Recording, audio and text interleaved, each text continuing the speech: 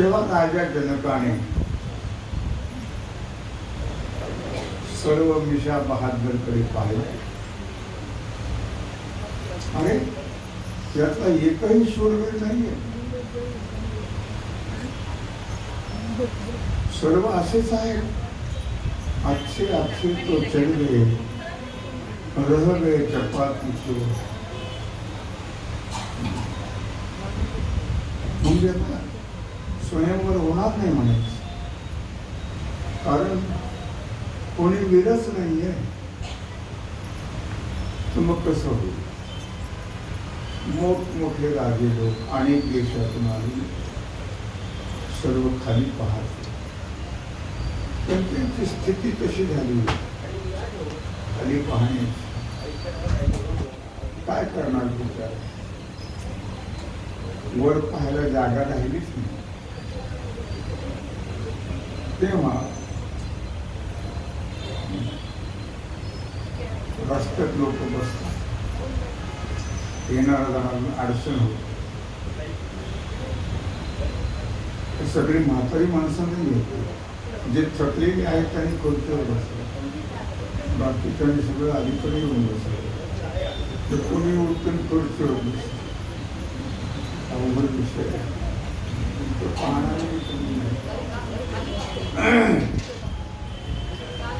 थकलेले खाली बसतात आणि चांगले वर बसतात खुर्चीवर. असं पुढं सरकून बसतात. तेव्हा महर्षी विश्वामित्राने श्रीरामाला सुचवलं, श्रीराम आता हीच वेळ आहे. श्रीराम जेव्हा उठले, सद्गुरु वशिष्ठ व्यासांना विश्वामित्राला नमस्कार केला, सर्वांना हात जोडले. हे पोरग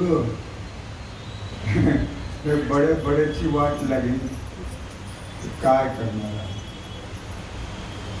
त्यांनी न उठता फळ झाला असतो, उठला नसता तर. आम्ही मोठमोठे शूरवीर म्हणवणारे, आमचा काहीच विलास चालला नाही, आणि ते कालचं पोरग उठले, काय करणार होते? अशी सगळी कुरबुर सुरू झाली. आपसा आपसा त्यावेळी सीतामाईने पाहिलं, इतर अवघड धनुष, तर मोठ्या मोठ्या वीरांना सुद्धा उचलले गेले. हे जगदंबे तूच पहा आणि काहीतरी कर. श्रीरामाला धनुष्य फुलासारखे झाले म्हणून सीतामाई देवीला प्रार्थना करतात. असं चालतं का? हो चालतं. काय सगळे मालूम आहे. सीतामाई काय प्रार्थना करते? आई अंबे जगदंबे,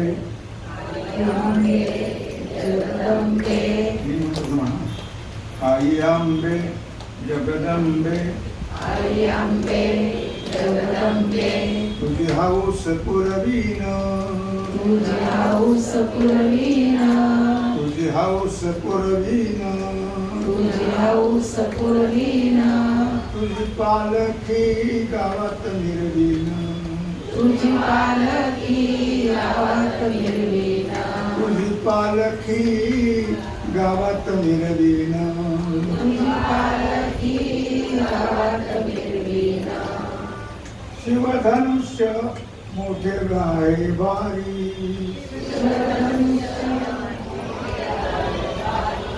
शिवधनुष्य मोठे आहे भारी. शिवधनुष्य मोठे आहे भारी. 185 पण नंबर. ते होऊ दे फुला परी. ते होऊ दे फुला परी. ते होऊ दे फुला परी. ते होऊ दे फुला परी. हळद कुंकू हळद कुंकू तुला वाहीन. हळद कुंकू तुला वाहीन. हळद कुंकू तुला वाहीन. हळद कुंकू तुला वाहीन. तुझी पालखी गावात मिरवीन. तुझी पालखी गावात मिरवीन. तुझी पालखी एकच म्हणा. तुझी पालखी गावात मिरवीन. तुझी पालखी गावात मिरवीन. आई आंबे जगदंबे म्हणा. आई आंबे जगदंबे तुझी हाऊस पुरवीन. तुझी हौस पुरवीन. तुझी पालखी गावात मिरवीन. तुझी पालखी गावात मिरवीन. तुझी पालखी गावात मिरवीन. तुझी पालखी गावात मिरवीन. 9 दिवसाचे नवरात्र करीन. 9 दिवसाचे नवरात्र करीन. घरी दुर्गाचा घट स्थापीन. घरी दुर्गाचा घट स्थापीन. सुगंधी फुलाचे हार वाहीन. सुगंधी फुलाचे हार वाहीन. सुगंधी फुलाचे हार वाहीन. सुगंधी फुलाचे हार वाहीन. तुझी पालखी गावात मिरवीन. तुझी पालखी गावात मिरवीन. तुझी पालखी गावात मिरवीन.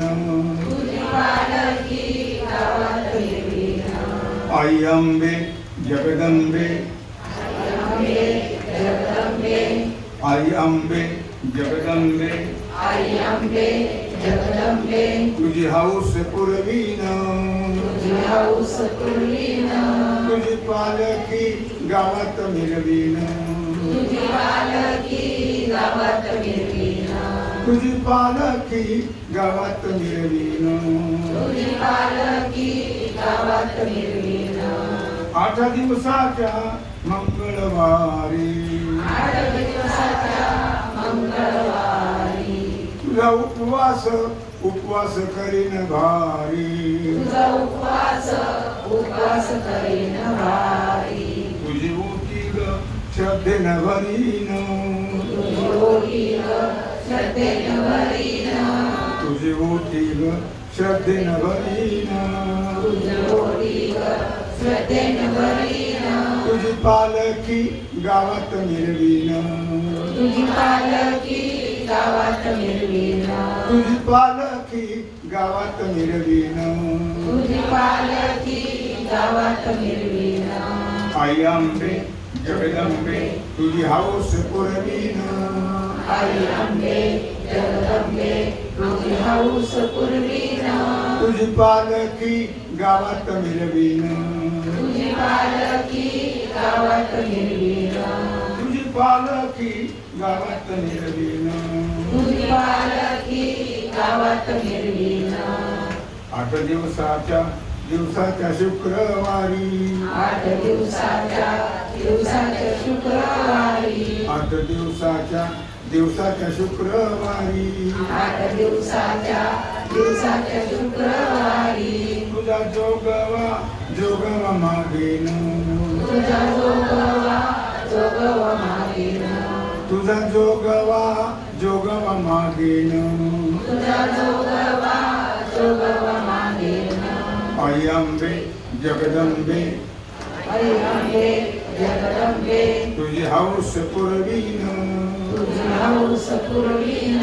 आई आंबे जगदंबे तुझी हाऊस पुरवीन. आई आंबे जगदंबे तुझी हौस पुरवीन. तुझी पालखी गावात मिरवीन. तुझी पालखी गावात मिरवीन. तुझी पालखी गावात मिळवीन, तुझी पालखी गावात मिळवीन. आज एक गोष्ट राहिली. श्रीराम भक्त हनुमान सत्संग मंडळ ट्रस्ट सर्व पदाधिकारी, श्री मामाजी, सर्व वानर सेना, उपस्थित सर्व संत श्रोते, माता भगिनी आणि बाळभाऊ, या सर्वांना अभिवादन करून आपल्या सेवेला आपण आरंभ करतो. तेव्हा सीतामाईला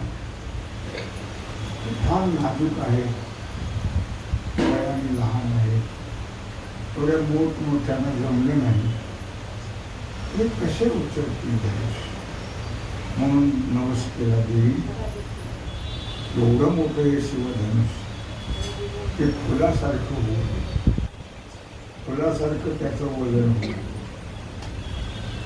भगवान श्रीरामाने पुन्हा एक वार विश्वामित्राला नमन केलं आणि धनुष्याजवळ गेले. धनुष्याजवळ गेल्यानंतर धनुष्याला वंदन केलं. शिवधनुष्य आहे फक्त सीतामाईच त्या धनुष्याला घोडं करून खेळलं होतं लहानपणी, आणि ते जागेवर जे ठेवलं ते पुन्हा कुणाला उचललंच नाही. आदिमाया शक्ती आहे. आणि मग भगवान रामाने त्याला स्पर्श केला. स्पर्श केले, ठार केलं, वर उभं केलं. ओ, सर्वांना तर सगळे आईस्क्रीम अरे आमच्याकडे आम्हाला काहीच झालं नाही, हल्लं सुद्धा नाही. आणि यांनी उचललं पोराने सामान्य कोण नाही. एवढं मोठं भारी बोलू नका. शिवधनुष्य या मुलाने झाड केलं होतं. नंतर प्रभू रामाने त्याला दोर लावायचा. दोर घेतला आणि ते लावायला वाकवलं. वाकरली कारकीनं मोडलं. मोठा आवाज झाला. तर जिंकला पण प्रभू रामाने केलं. आणि मग सीतामाईवर मला घेऊन प्रभूने सांगितलं, मला आत्ता घालायची नाही. का म्हटले, माझ्या वडिलांची आज्ञा घेतली आणि माझ्या लक्ष्मण माझे भाऊ तसेच आहे, त्यांना सोडून मीही वर मला धारण करू शकत नाही. लगेच राजा जनकाने पत्र लिहिलं आणि अयोध्येला पाठवलं. अयोध्येला गेल्यानंतर ते पत्र पाहिलं. राजा दशरथाने खूप आनंद वाटला. महर्षी विश्वामित्रांनी सांगितलं तसंच घडतं आहे. सर्वांना निमंत्रण होत होते. सर्व अयोध्यावासींना अगोदर तर सर्व आता लग्न होऊन येणार आहे. रामच, अजून दशरथाला कल्पना नाही, कोणालाच कल्पना नाही. सगळी अयोध्या सजवली. जसं ही अयोध्या सजवली त्याप्रमाणे सर्व अयोध्या सजवली. गुढ्या, तोरण, शडी घातली चंदनाची, मखर गुंफले, तुझा थाप केला. आणि राजे दशरथ सर्व पब्लिकला घेऊन आपली ती 2 मुलं भरत आणि शत्रुघ्न यांना घेऊन अजून राजांना कल्पना नाही आणि कोणालाच नाही गेले मिचलेला गेलो. जनकाने फार मोठे सत्कार झाले. खूप अशा प्रकारे त्यांची पूजा वगैरे सर्व केली आहे. आणि सांगितलं आता आम्ही आलो. रामाने आणि सीताने हार झाला. श्रीरामाने सांगितलं नाही, माझे 3 भाऊ आहेत, आमच्यामध्ये कधीही भेद नाही, आम्ही सर्व एक आहोत. त्यांचं ठरल्याशिवाय आश्चर्य वाटलं सगळं. मग जनकाचे भाऊ आहेत शतानी, त्यांच्या 3 मुली आहेत, उर्मिला, मांडवी आणि श्रुतकेतू. अशा 3 मुली. लगेच ठरलं. उर्मिला लक्ष्मणाला दिली आणि मांडवी भरताला आणि श्रुतकेतू जी आहे ती शत्रुघ्न. लगेच ठरलं की लगेच सुवर्ण पाटावरती उभं केलं. सगळे थाट करून कपडे दागिने सर्व त्यांना दिलेलं आहे आणि त्यांना सुवर्णाच्या पाटावरती नवरे आलेले आहेत. त्याही ज्याची त्याच्या पुढे उभे अंतरपट झालेला आहे. अंतरपट का धरला जातो? आता का अंतरपडाला किंमत राहिली? अगोदरच परिचय असतो महिना 2 महिने, त्यामुळे अंतरपटाला काही महत्व आणि मेनला अगोदर जाऊन येतो त्याची किंमत राहिली. अंतरपट याचा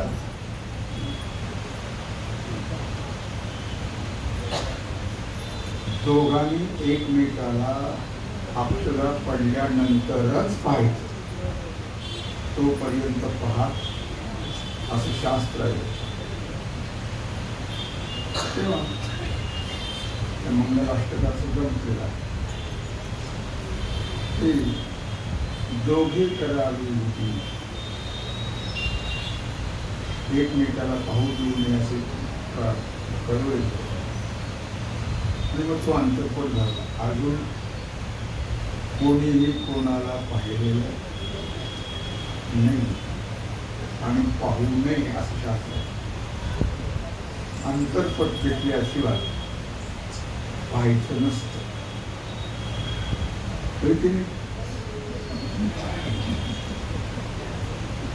अशा प्रकारे अंतरपट घडल्या गेले.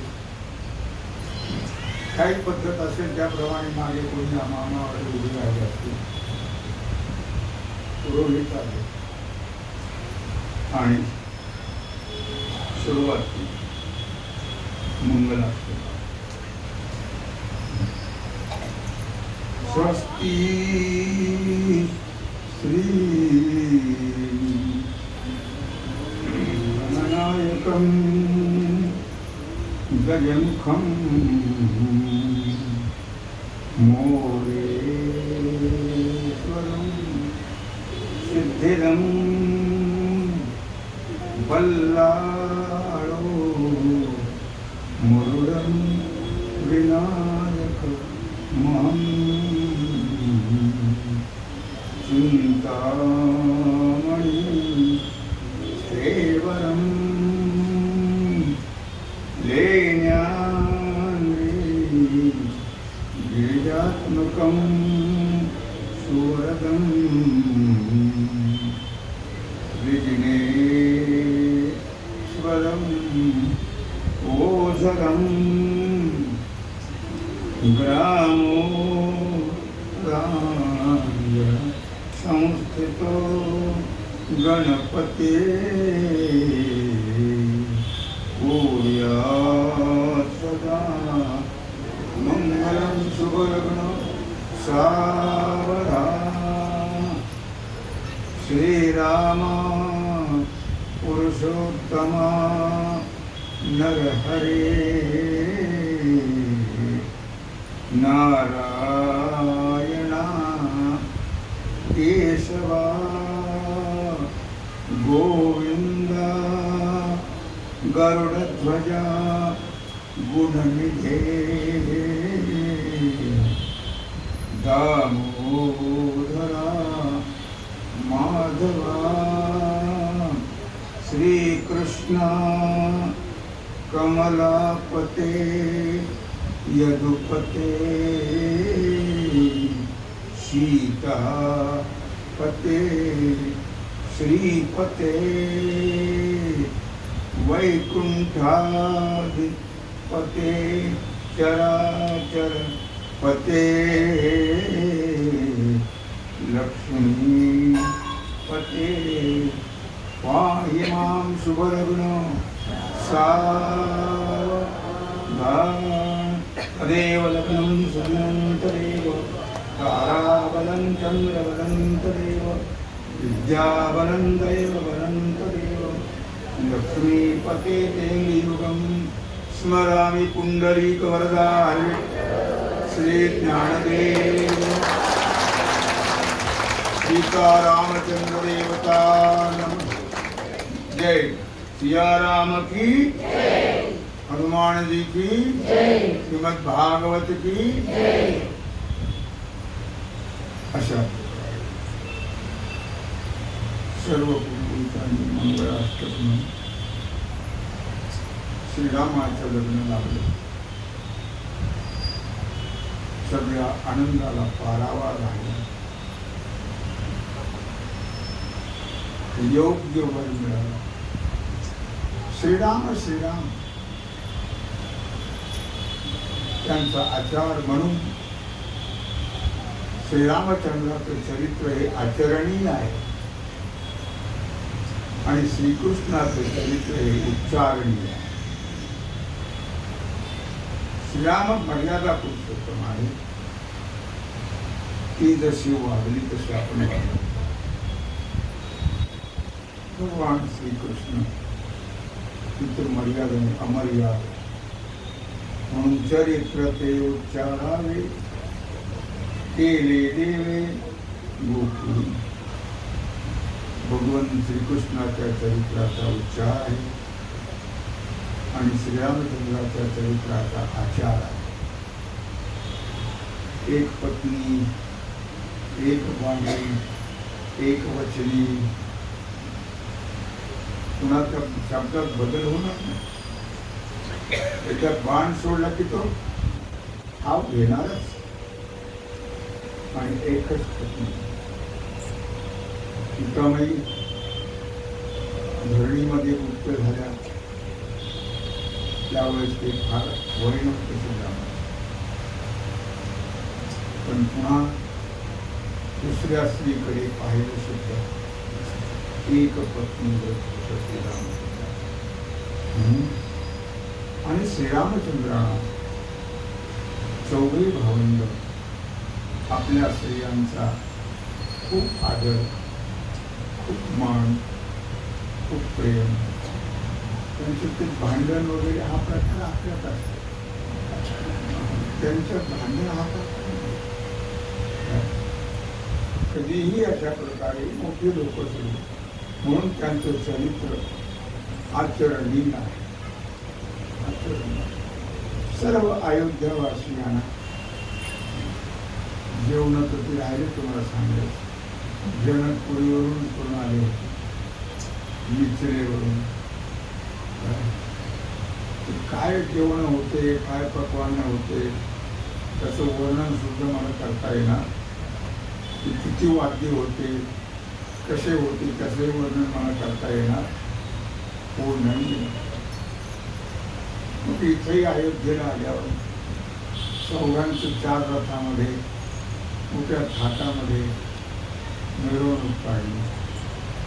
अशा प्रकारे मोठ्या थाटामाटात श्रीराम लक्ष्मण भरत शत्रुघ्न हे विवाहबद्ध विवाह होतो. काही बराच काळ गेल्यानंतर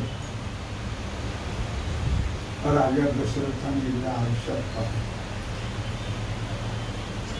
तर कानामागचा एक केस पांढरा होता. ते खूप बऱ्या वर्णन करतात. जरा कर्णमुळे सांगू आली गोष्टी, जरा कर्णमुळे सांगू आली गोष्टी,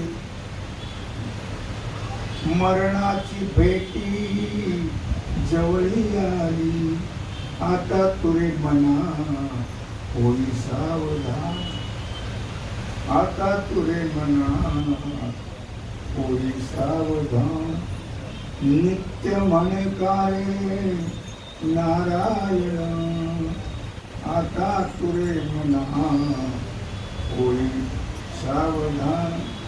माग तुला तर सांभाळून घ्या.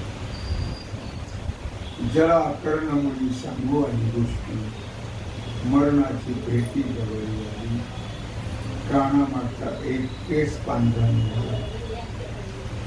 तर त्याने ठरवलं मरण जवळ आलं, आपलं पांढऱ्याचं. पण आपल्याला कधी मरणाची आठवण कधीच नाही. मरणाची सूचना देणारे केस आहे की तुम्ही आता लवकर मरणार आहात. म्हणून लवकरात लवकर सर्वस्वाचा त्याग करून भगवत भजनाला लागा, अशी ती सूचना देतात केस. राजा दशरथाने ठरवलं आपण आता संपले आयुष्य, आपण आता राज्य हे श्रीरामाला द्यायचं.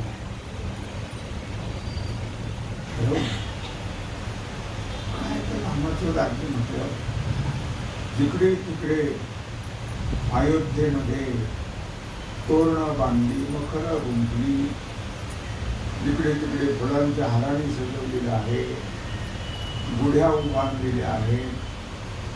काय त्या आनंदाला पारावार नाही. आता राम राज्यावर बसणार आहे आणि सर्व राज्य कारभार श्रीराम पाहणार. सगळ्या अयोध्येलाच काय, सर्व जगाला आनंद. आता रामाचं राज्य होणार. आताही म्हणतात राम राज्य होणार आहे. आपण वाट बघायला राम राज्य अलौकिक भाग आहे. राम राज्यामध्ये अत्याचार, अनाचार, भ्रष्टाचार अजिबात. स्त्रियांना कुठल्याही प्रकारे दुःख त्रास भय नाही. आता बाहेर निघायची पण अशी परिस्थिती आहे. वाईट परिस्थिती आहे. परिणामाचा कोणीही विचार करत हो नाही आहे. याचे परिणाम काय भोगावे लागतील, काय होईल याचा विचार कोणी करायला तयार नाही. लक्षात ठेवा. त्याच्यामुळे इकडे तिकडे अनाचार, अत्याचार, भ्रष्टाचार, पाप वाढत चाललेला आहे. आणि मग इतका थाट केला. उद्या सकाळच्या मुहूर्तावर श्रीरामाला राज्याभिषेक होणार. जिकडे तिकडे आनंदी आनंद. आणि राजे दशरथ अगोदर मंथरेला कळले. त्यावेळी भरत आणि शत्रुघ्न आजोबाकडे भेटायला गेले. आजोबा आजारी होते. म्हणजे कैकेयीचे वडील ते आजारी होते. पण त्यांना भेटण्याकरता ते दोघंजण गेले. इथे फक्त आम्हाला लक्ष्मणच आणि मंथरेला ही बातमी कळाली. मंथरा कोणी होऊ नये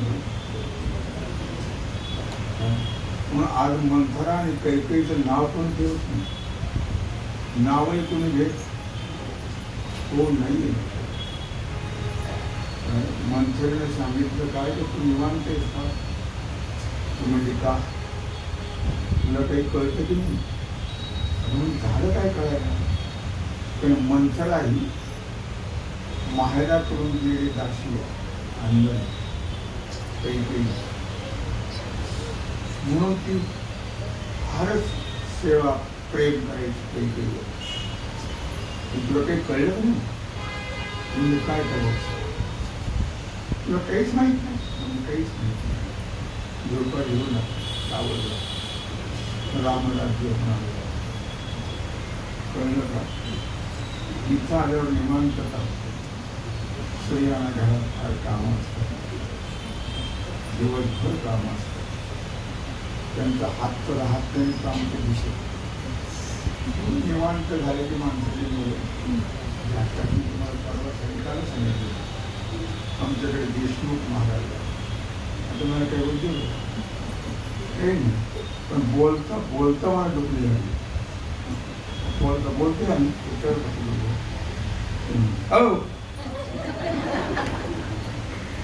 झोपला काय म्हटलं थोडंसं. तेव्हा अशा प्रकारे आणि अशा ठिकाणी झोप नक्की झोप हे पाहत येऊ नये पण येते थकलेले माणसं असतात श्रमलेली असतात त्यामुळे येते सगळे तेव्हा तुला काही कळलं का नाही मला काय कळलं अगं रामाला राज्याभिषेक कुठलं काय कैकेयीचं रामावर आतोनात प्रेम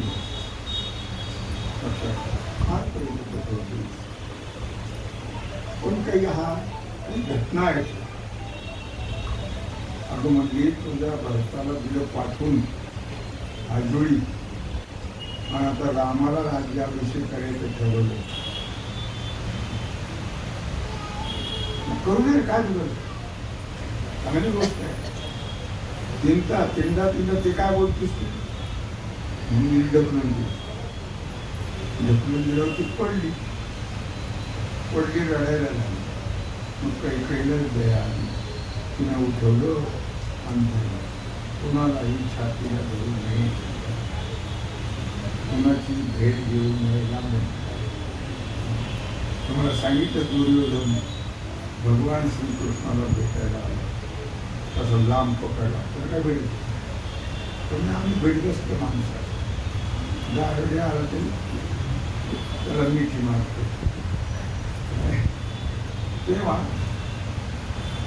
त्याने सांगितलं भेट धरलं ते मिठी मारली नायकची रडत बिचारी लागलं तर होतं आणि ती जेव्हा मिठी मारली तेव्हा हे हृदयचे ते हृदयी घातले तिच्या हृदयात असणारा विकल्प तो कैकेयीच्या हृदयामध्ये आणि तिथून कैकेयी बिघडली विकल्प दुसऱ्याला जर भेटलं तर त्याच्या हृदयातला जो अवश्य भेटतो अनिंगणे संतांची दिव्य झाले माझी काया कोणाला भगवत भक्त किंवा संत आणि भगवान याशिवाय कोणाला भेटू नाही तर त्यांच्या हृदयातले जे विकल्प आहे जो वाईट भाव आहे तो आपल्या हृदयात आल्याशिवाय राहत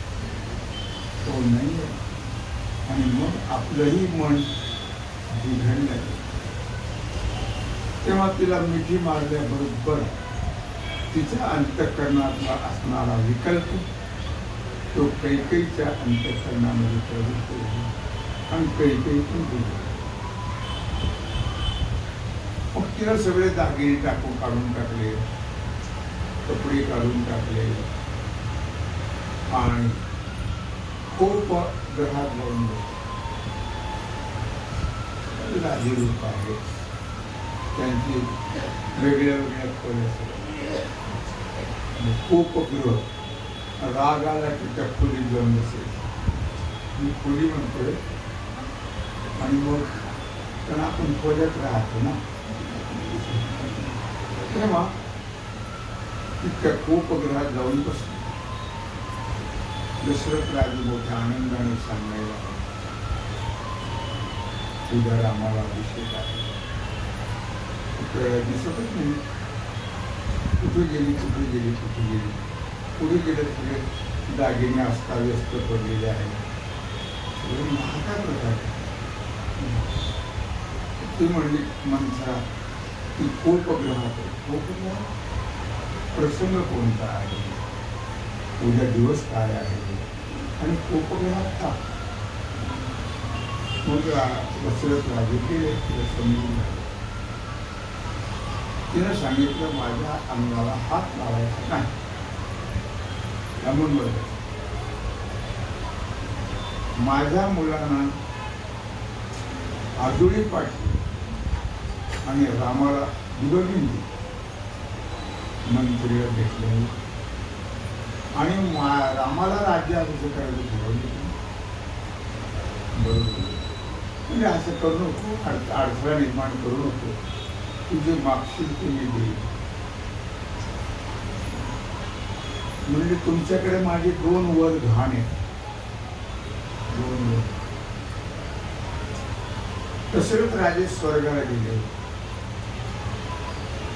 इंद्राला सहकार्य करण्याकरता आणि दैत्याचा नाश. त्यावेळी लाडकी ना होती, तिला बरोबर नेलं. युद्ध चालू असताना राजाने काही कल्पना नाही. युद्ध चालू असताना त्या रथाचा हात मोडला आणि कैकेयीनं त्याच्यात हात घातला. आपल्या हातावर तो ते चाक धरत रथात युद्ध होऊन पडले आणि राजा दशरथाला विजय मिळाला. दशरथ राजाने पाहिलं कैकेयी नाही, कैकेयी कुठे गेली. मग खाली उतरून त्यांनी पाहिलं. सारथ्याला विचारलं, बाईसाहेब खाली आहे. खाली येऊन बघितलं तिथं चाक हात घातलेला आणि त्या हातावरती ते रथाचं चाक पेलून झालं. हो, तिच्यामुळे विजय मिळाला नाही दशरथाला.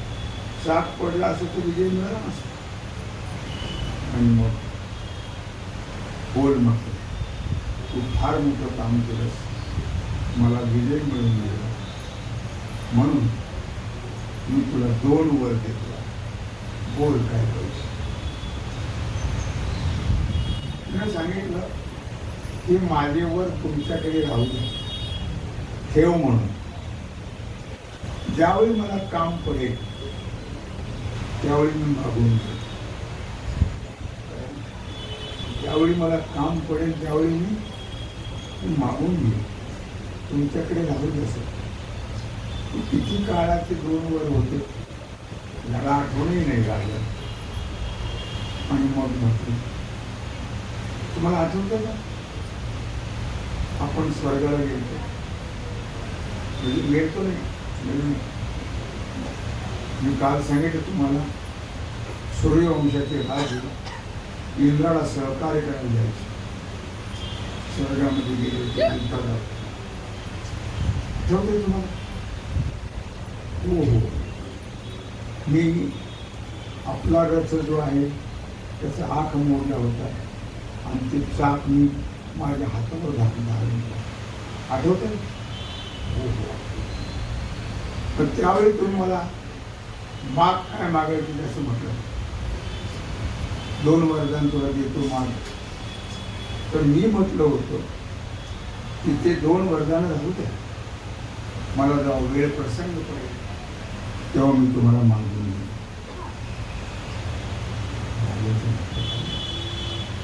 बोल काय मागायचं, तू काय मागशील की देईल. म्हणजे नीट आहे का. एका वराने 14 वर्ष रामाला वनवास. चक्कर येऊनच पडले राजे दशरथ. वनवास रामाला हो. आणि एका वराने भरताला राज्याभिषेक. हे 2 वर्ष दशरथाला किती दुःख झालं ते सांगता येणार नाही. काय विघ्न आहे राज्याभिषेकाच्या वेळेस. ते म्हणजे असं करू नको. तुझंही रामावर फार प्रेम होत आहे, पण मी होतं त्यावर आता नाही. आता माझ्या भरताला तुम्ही फसवलं, तर आजोळी पाठवलं आणि त्या मागे रामाला राज्याभिषेक करायचं ठरवलेलं आहे. हो देणार नाही. मला वनवासाला पाठवा 14 वर्ष आणि भरताला राज्य दिलं पाहिजे. सगळं गाडी दिलं. दुसऱ्या दिवशी सकाळी कोणाच माहीत नाही झालं, त्या फक्त दोघांनाच नाही. दुसरं फार लांबायचं नाही, आपल्याला आवडायचं. दिवस थोडे राहिले, 10 दिवसात आठवायचं. काय अजून फार ऐकलं तरी तुम्हाला थोडक्यात आणता येतं. तसं काही तुम्ही मानू नका. गव्हाला आंबती कोणाच लांबवाला आंबीची भाषा नाही. तेव्हा अशा प्रकारे रामचंद्राने सगळे काही कपडे दागिने धारण केले आणि निघाले. अभिषेक आहे. बाबा कुठे आहे? कैकेयीच्या सदनामध्ये. कैकेयीच्या सदनामध्ये गेले प्रभू राम. दुःखी होऊन दशरथ राजे खाली बघत. काय प्रकार? इतक्या अंगावर काही कपडे नाही, दागिने नाही, काहीच नाही. आणि बसले पडले नाही. सौभाग्याचा अहंकार नाही, काहीच नाही. श्रीरामाने विचारलं, हा काय प्रकार? म्हणजे विचारला ना काय प्रकार. ते कुठं बोलतं, त्याला कसं बोलता येईल? सांगितलं मात्र तुम्ही सांगा ना काय. काही नाही म्हटले, आमच्याकडे माझे 2 वर्ग गुंतले, मी मागितले. एकावर आम्ही तुला 14 वर्ष वनवास. तुला आम्हाला चेहऱ्यावर परिणाम झाला तर त्याच्याच करता अवतार घेतला. यदा यदा धर्मस्य ग्लानिर्भवति भारत अभ्युत्थानमधर्मस्य तदात्मानं सृजामि परित्राणाय साधूनां विनाशाय च दुष्कृतां धर्म संस्थापनार्थाय संभवामि युगे. त्याचा करता अवतार आहे. त्यांना खूप आनंद वनवास आणि झालं. सांगितलं काय हरकत जाईल. मनात म्हणजे त्याच्या करताच मी आहे. भक्तांचं संरक्षण, धर्माची संस्थापना आणि दुर्जनाचा नाश, त्याच्याकरता मी अवतार घेतलेला आहे. पण माझ्या कार्याकरता हे अत्यंत पोषक आहे. जरूर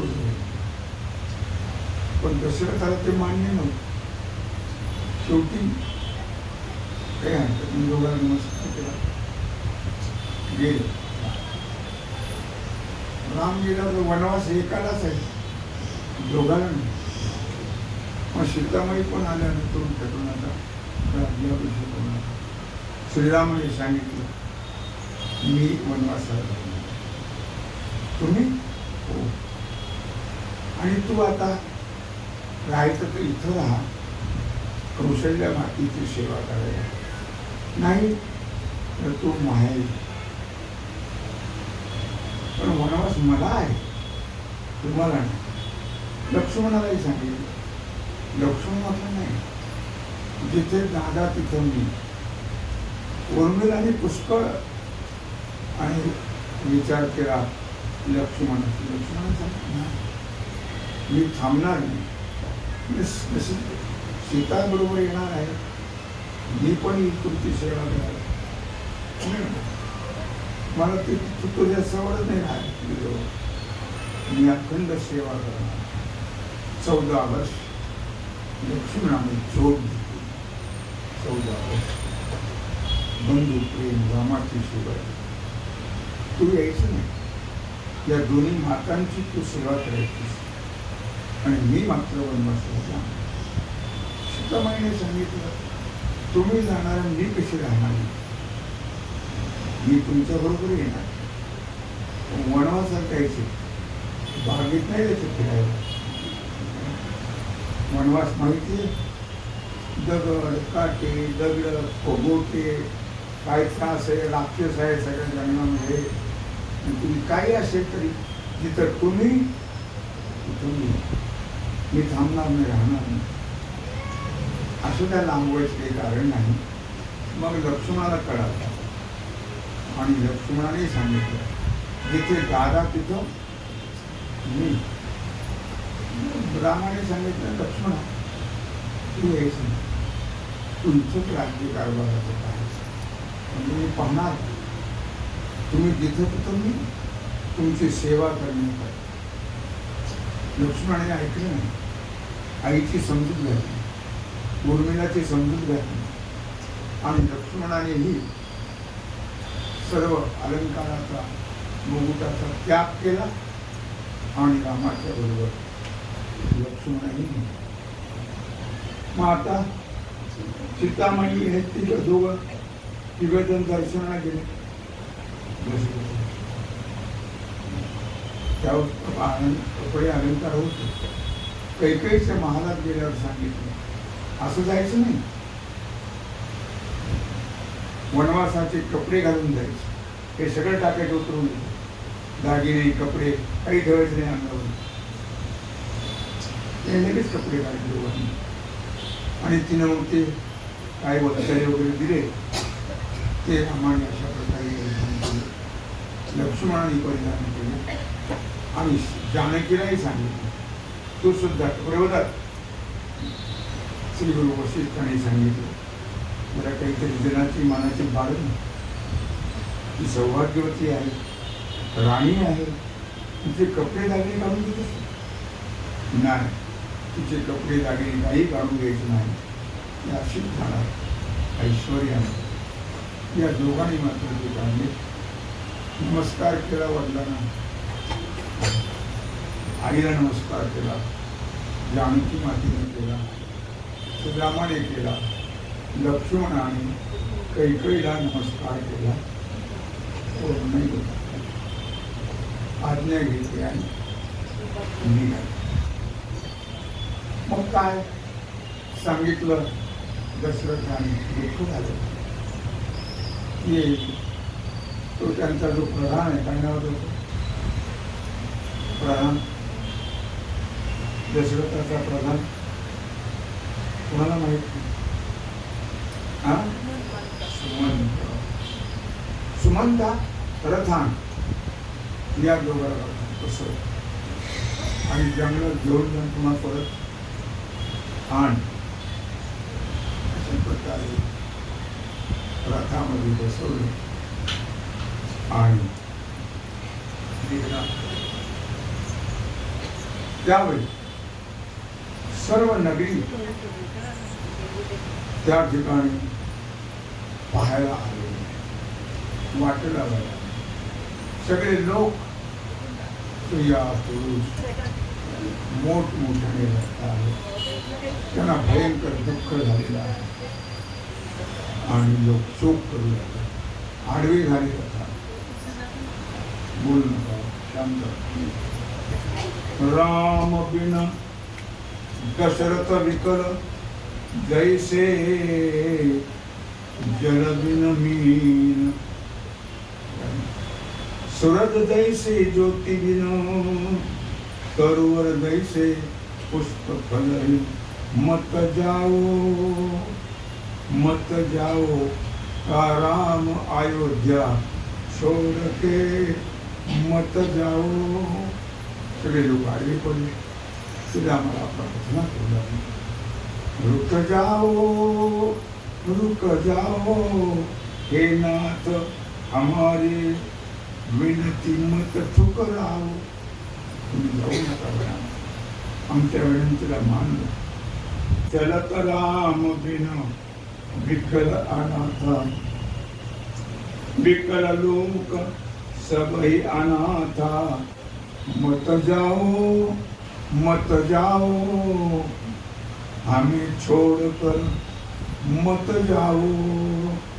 कृपा सिंधु विधि सब राम ही, हमसे कुछ ही दया दिखाओ. मत जाओ हमें छोड़कर मत जाओ. राम बिन मेरी सुनी अयोध्या, लक्ष्मण बिना ठकुराई. सीता बिना गई महिलों की शोभा, कौन करे चतुराई. रुक जाओ सगळ्या लोकांनी विनंती केली. रामाने सांगितलं की असं नाही, तुम्ही मला आडवं येऊ नका. काय तुम्ही सर्वांनी अयोध्येत राहा, सगळ्यांची सेवा करा. आणि श्रीमंताला सांगितलं आपला रथ जाऊ दे पुढे. सगळे लोक त्यांच्या मागे गेले. पुढे कुठपर्यंत गेले, कसे गेले, काय झाले तो विचाराने याची सेवा. भगवत चरित्र थोडक्यात सांगणार आहे. रामायणाचा भाग 9व्या स्कंदात राहिला भागवताची. 10 अवताराची कथा थोडक्यात आहे, ती सांगणं आली तर आवश्यक आहे. तर इथपर्यंत आपण आलो. झालेली सेवा भगवत चरणी समर्पित करून राहिलेला जो सेवेचा भाग आहे तो आपण करूया.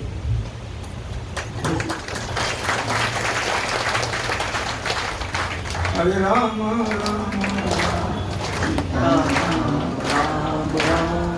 हरे राम राम राम, सीता राम राम राम. हरे राम राम राम, सीता राम राम राम.